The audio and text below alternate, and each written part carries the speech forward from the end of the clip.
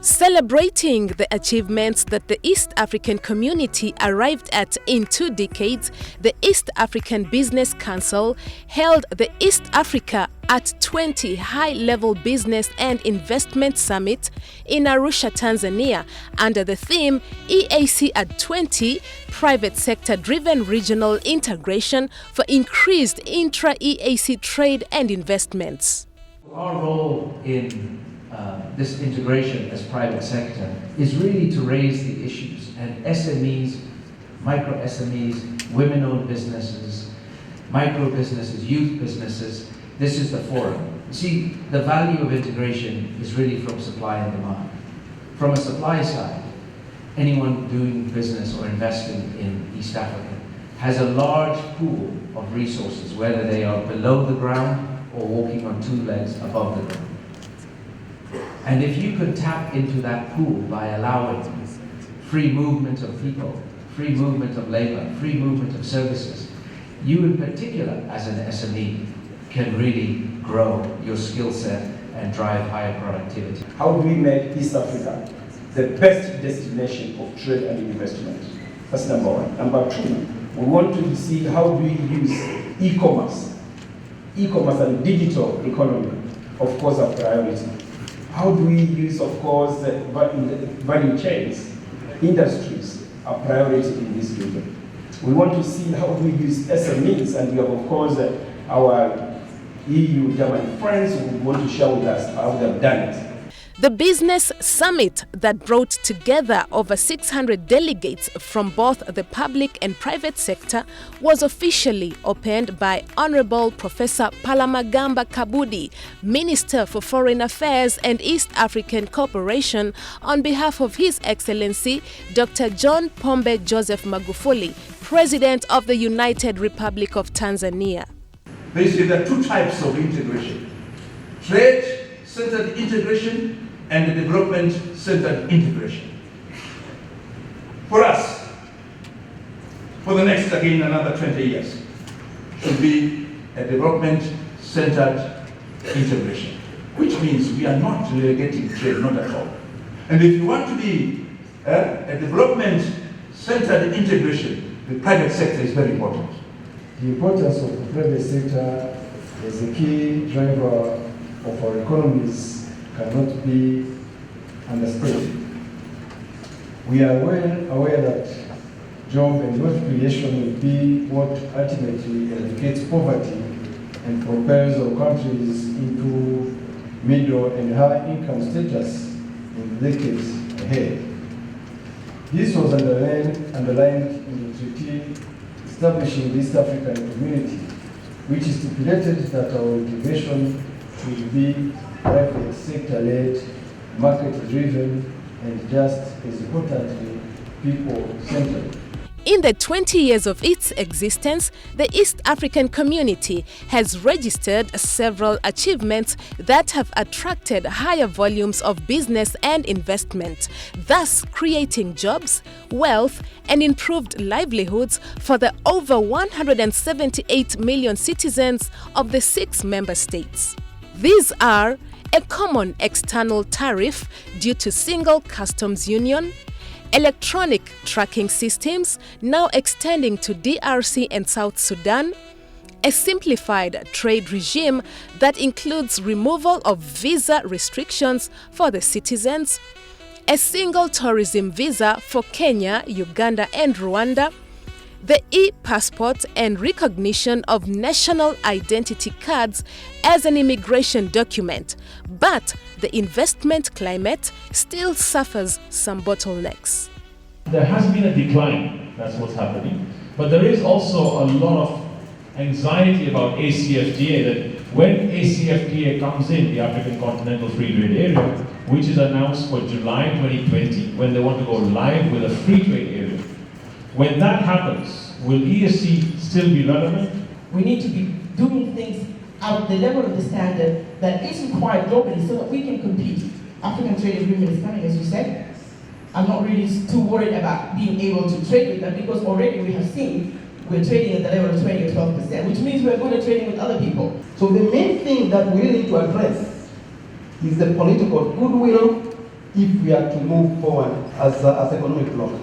And I think we just need to look at a different way of marketing our region, not looking at countries, but looking at East Africa and the total combined competitive advantage. The continued decline in intra-EAC trade from 19 to 12% between 2013 and 2017, raising concerns among the private sector, is attributed to many factors, among them non-tariff barriers and protectionist tendencies. It is for this reason that stakeholders are calling for alternative dispute resolution mechanisms. But when it comes to ease of doing business, I think there's a lot that we can do to improve our indices.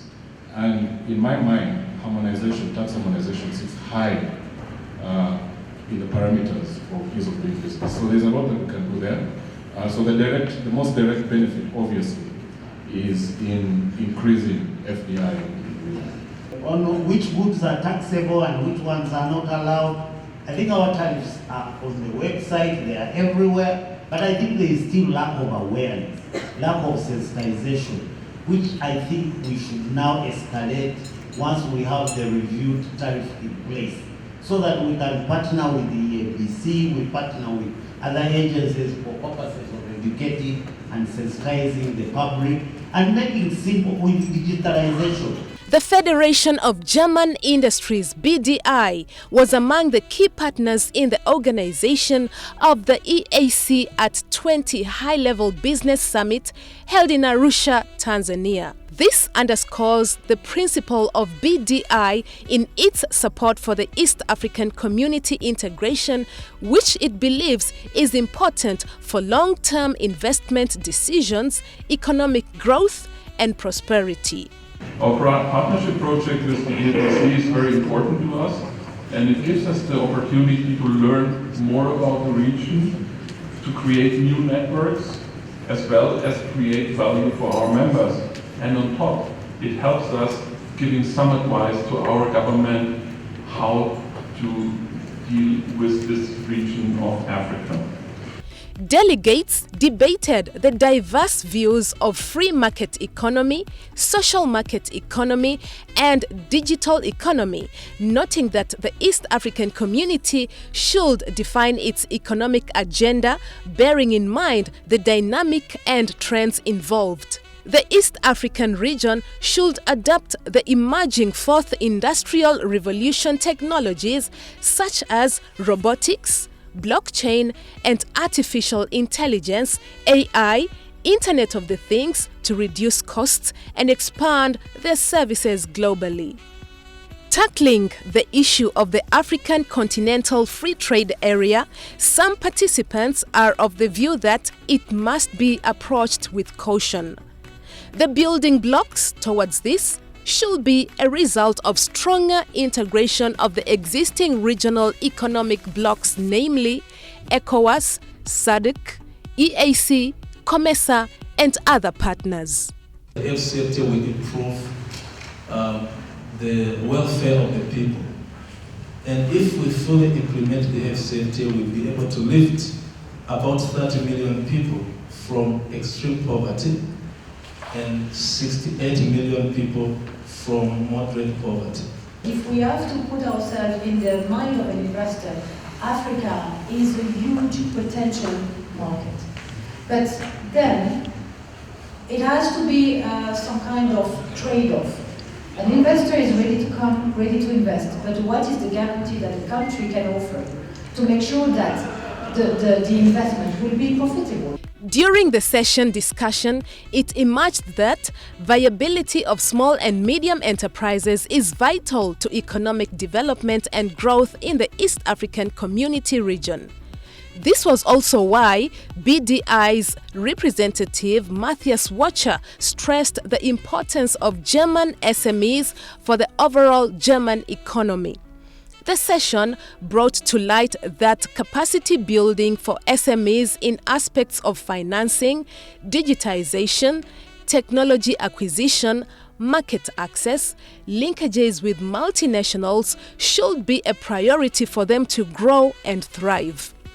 Experts and players argued that rather than spending effort on protectionism, supporting the established private sector in the region to attracting new investments will enable the development and upgrading of regional value chains.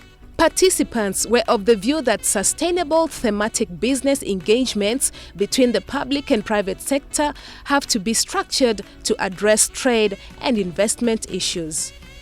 This may encourage investors and development partners to fund specific sectors that bring more benefits to the integration process.